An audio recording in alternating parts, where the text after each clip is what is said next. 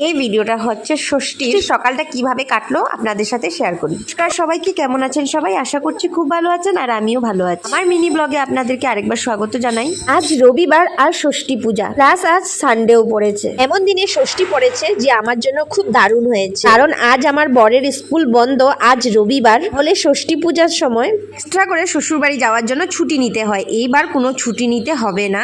থেকে ওটে কাজ করে 1 কাপ লাল চা খেয়ে নিয়েছি, তারপর স্নান করে চলে এসেছি ঠাকুর ঘরে। কিছু না খেয়েই পূজাটা দিই, কিন্তু আজ লাল চাটা খেয়ে নিয়েছি কারণ গলাতে অনেক ব্যথা ছিল, সেই জন্য লাল চাটা খেয়েছি। ঠাকুর পুজো দিতে অনেক সময় লাগবে।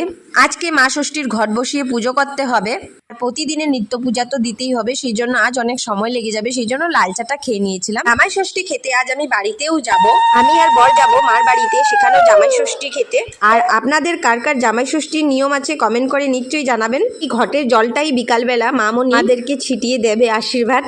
আজ আমাদের কিন্তু জমিয়ে খাবার দাবার করা হবে, আর মার বাড়িতেও হবে, প্লাস আমার শ্বশুর বাড়িতেও আজ জমিয়ে খাবার দাবার হবে। এদিকে আমার ষষ্ঠী মায়ের ঘট বসানো হয়ে গেছে, ঘট বসিয়ে খুব সুন্দর করে পুজো করে নিয়েছি।